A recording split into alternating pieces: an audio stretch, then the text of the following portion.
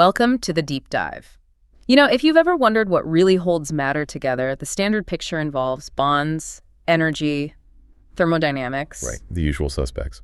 But today we're looking at something completely different. A revolutionary idea suggesting maybe we've misunderstood the basics of stability. We're diving into Graviton Pressure Theory, GPT.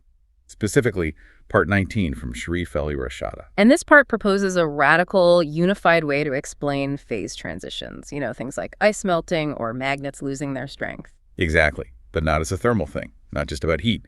GPT frames it as, well, fundamentally gravitational. That's the big shift, isn't it? Classically, you add heat, things shake more, bonds break, enough energy forces the change. Yeah, the energy input is seen as the direct cause. GPT argues that's sort of looking at it backwards. So our mission in this deep dive is to unpack how GPT reframes states like solidity, fluidity, even magnetism. It sees them not just as passive states affected by heat, but as active, coherence-dependent responses to fields, specifically to the dynamics of what it calls graviton pressure corridors. Okay, graviton pressure corridors, we'll need to get into that. But the implication is huge. Temperature isn't the primary mover here? In this framework, no. It's redefined. Temperature is seen as a decoherence catalyst. A catalyst, meaning it doesn't provide the force to break things. Right. It disrupts the timing, the synchronization needed to maintain the structure against the underlying pressure field. So phase transitions become gravitational reorganizations, fundamentally. Wow. Okay, so let's start right there with that foundational idea. Graviton coherence. Okay, so imagine all matter isn't just sitting in empty space. It's completely immersed constantly in these dense, structured fields of pressure, graviton pressure. And these aren't just random gravitons bumping around. The source describes them as anisotropic, self-repulsive streams. What does that mean for us visualizing this? Anisotropic means they have directionality, structure. Think of it less like a uniform bath and more like focused currents or streams of gravitons exerting pressure. And matter's constantly navigating this. Okay. Stable states, like being solid or magnetic, emerge when the material's atoms manage to align themselves phase coherently with this directional flow. So coherence is like the material locking step with the rhythm of this graviton stream. Yeah. Creating a stable pattern within it. Precisely. You need that phase alignment locked in to maintain these graviton corridors, these stable pathways through the material. And that's where temperature comes back in. Exactly. Temperature becomes a measure of how much disruption there is to that precise timing, that phase alignment needed to keep the corridors intact. So if the timing gets too messy, the corridors fail and the structure changes. Yes. The phase change itself, melting, demagnetizing, is redefined as a field-level event. It's a loss, or sometimes a gain, of that crucial coherence with the graviton field. Okay, that's a fundamental shift in thinking. And what's really interesting is how GPT then uses this idea to differentiate between solidity and magnetism. They're presented as two distinct strategies, really, for handling this constant graviton pressure. Both rely on coherence, but in different ways. Right, two ways to deal with the pressure. Let's break those down. First up, solidity. GPT calls it graviton pressure containment. Yeah.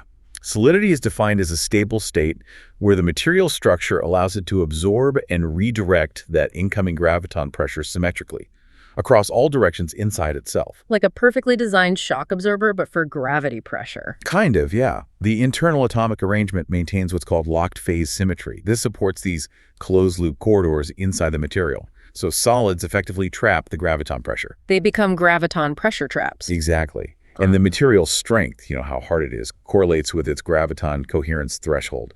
Basically, how much pressure its internal corridor system can handle before that symmetry breaks down. Okay, so that's solidity. Trapping pressure internally, symmetrically. How does magnetism differ? GPT calls it graviton pressure externalization. Right. So instead of trapping the pressure, magnetic materials channel it. They externalize their internal coherence. Magnetism becomes this ability to structure and guide graviton flow outside the material. So it's like a structured leak. A highly structured one, yes. The internal coherence, usually linked to spin alignment, creates pathways for the graviton pressure to flow out directionally. Which makes sense of magnetic field lines, then. We usually think of them as abstract, but here they're actual physical corridors of coherent graviton flow. That's the idea. They are the external pathways shaped by the material's internal order. And this isn't a weak effect. The theory links magnetic strength to the coherent density of this flow with PG Propto N33. Whoa, wait. Cubed. So a small increase in coherent gravitons gives a huge jump in pressure. Exactly. It's a nonlinear amplification. It suggests why magnetic forces can seem so strong compared to, say, the mass of the magnet itself. It's efficiently concentrating and directing this underlying pressure. Okay, so the big distinction is solids trap pressure internally, resolving it isotropically, symmetrically. Magnetic materials channel pressure externally, resolving it anisotropically, directionally. You got it. And this framework offers some, well, elegant ways to think about tricky phenomena, like the Meissner effect in superconductors expelling magnetic fields. How does GPT see that? It's framed as graviton field reflection. The superconductor achieves such perfect internal coherence. Its internal pressure corridors are so perfectly sealed that the external magnetic pressure corridors essentially bounce off. They can't penetrate. That is a different way to look at it. Okay, so we have these coherent states, but let's go back to heat. Why does my stove melt iron if the energy isn't the direct cause of breaking bonds? Right, it goes back to heat as a decoherence mechanism. Adding heat causes random atomic vibrations, jiggling. Kinetic energy, yeah. Yes, but the effect of that jiggling isn't necessarily brute force breaking bonds. It's introducing phase instability. It messes up the timing. Okay. Think about those stable graviton corridors. They're relying on precise, synchronized oscillations of the atoms. If atoms start vibrating out of sync, randomly, synchronization breaks down. Exactly. The lattice loses its ability to maintain that coherent interaction with the field pressure. The timing gets scrambled. But I am adding energy when I heat something. Is that energy irrelevant, or is it just its role that's different? Oh, the energy is definitely necessary. Its role, though, is to induce the decoherence. Imagine a synchronized swimming team holding a formation underwater. The water pressure is constant, like the graviton field. Adding heat is like randomly poking the swimmers. A little poke, low heat. They might wobble, but recover the rhythm. A lot of poking, high heat. They lose synchronization entirely. The formation collapses under the water pressure, not because the poking itself tore them apart, but because they lost the timing needed to collectively resist the pressure. So the energy input scrambles the temporal memory needed for the stable structure. That's a great way to put it. And we see this decoherence manifest in two main ways. Right. First, structural decoherence. That's the loss of solidity. The internal corridors break down, the pressure trap fails, melting. And second, directional decoherence.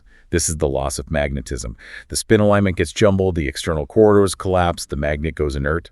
Which means GPT can redefine things like melting points and Curie temperatures. They're not just arbitrary temperature points. They become specific coherence collapse thresholds. Okay, explain that. The melting point. Structural collapse happens when the decoherence energy from the heat finally overcomes the material's ability to maintain its internal pressure structure, PGT. The source even gives a relation, like it's E equals EPG. So for iron melting at 1538 degrees C... That's the point. Its internal corridor timing just fails. Precisely. The phase integrity is lost. And the Curie point, like 770 degrees C for iron, is the threshold for magnetic collapse. The spin alignment gets too messy, and the material can no longer sustain those coherent external graviton channels. It loses its directional memory. Fascinating. Does it always collapse uniformly? Not necessarily. Yeah. The source briefly mentions anisotropic collapse. Sometimes decoherence might happen faster along one axis than another, maybe due to imperfections or variations in the corridor strength. This could explain things like localized melting or warping. Okay, so if solids are fully coherent lattices, what about the other states? Liquids, gases, how do they fit in this coherence picture? GPT sees them as a continuum of decreasing coherence. Liquids are described as semi-coherent corridor matrices. Semi-coherent? Yeah, the overall rigid lattice is gone, it's partially degraded. But localized pockets, little regions of coherence, still remain. That's why liquids can flow. The global structure is broken, but still hold together. Those residual pockets offer some structure. And what about viscosity? That feeling of thickness? Traditionally, that's internal friction. In GPT, viscosity is redefined. It corresponds to the strength of the residual graviton coupling. So thicker liquids have stronger leftover coherence pockets. Exactly. Think of honey versus water. Honey retains much more localized coherence, making it harder for those pockets to slide past each other against the underlying field pressure. Okay, then gases. Gases represent pretty much full decoherence. The corridor structure has collapsed entirely. Atoms lose their phase-aligned oscillation. Their interaction with the graviton field becomes random, stochastic. The material has essentially forgotten how to structure itself within the field. And plasma, beyond gas. GPT sees plasma not just as super hot gas, but as a state of hyperdecoherence.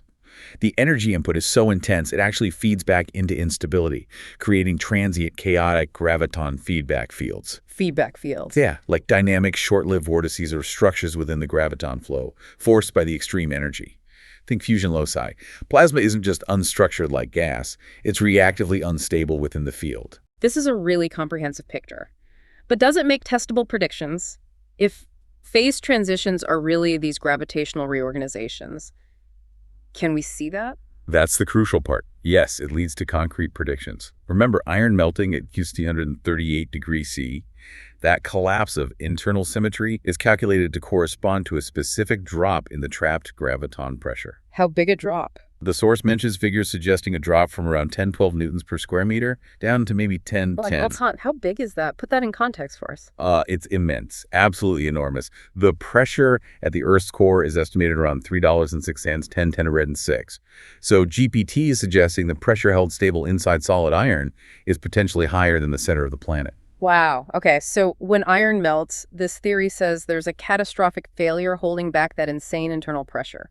A drop by a factor of 100. That's the implication. And this sudden collapse of a huge trapped pressure field leads directly to the most striking prediction, the microgravity shift experiment. Microgravity shift. Yeah. If the phase transition is truly a field-level event or rearrangement of gravitational structure, then it should cause a tiny momentary blip in the local gravitational field. So what's the proposed experiment? It's very specific. Take about 1 kilogram of iron, heat it precisely through its melting point, 1538 degrees C, and right next to it, like 1 or 2 centimeters away, have an incredibly sensitive gravimeter or a torsion balance watching. And what are they hoping to see or predicting? A tiny change in the measured gravitational acceleration, a delta GAA. GPT predicts a flicker, a change of about 5 to 10 microgravities. That's around 10 littles of the fill. A minuscule shift happening exactly as the iron's structural coherence collapses. $10, that sounds incredibly small. Is that even measurable? Oh, it's extremely challenging. You need highly specialized labs, shielded from all vibration, using things like superconducting gravimeters or delicate torsion balances. It's right at the edge of detectability. But if it were detected? If they saw that blip timed perfectly with the melting, well, that would be incredibly strong evidence. It would directly link the phase state of matter to its gravitational interaction in a way classical physics doesn't account for. It would strongly suggest phase changes are gravitational events. And beyond that specific test, this framework could change how we even classify materials. Potentially, yes. It allows for defining things like coherence indices. And it might offer new ways to model transitions that are currently kind of messy in standard models, like how glass forms or the weirdness of superfluidity, using this pressure and coherence language. Okay, let's try to pull back and summarize the core ideas from this deep dive. The big takeaway is that graviton pressure theory attempts to dissolve that line between thermodynamics and field physics, especially gravity. Phase transitions, melting, boiling, magnetism loss, they're framed not as just thermal effects, but as fundamental reorganizations of gravitational coherence. Right. And heat isn't the brute force, it's the decoherence agent. It disrupts the timing, the synchronization that matter needs to maintain its stable structure against this pervasive graviton pressure field. It really shifts the perspective on materials science. Maybe the goal isn't just adding or removing energy, but learning how to orchestrate coherence. Exactly. Engineering through coherence orchestration, not just brute force. Heat, in this view, essentially erases the material's temporal memory, its memory of how to stay organized in the field. Which leaves us with a pretty provocative final thought, doesn't it? It really does. The stability of matter, its very form, might depend less on static bonds and more on how well it dynamically remembers its rhythm, its place within the constant flow of the graviton field. We always thought things broke because we hit them hard enough. Maybe things break because they simply forget how to hold themselves together. Matter speaks through these graviton corridors. And GPT, whether ultimately right or wrong, is proposing a way we might finally start to listen to that language.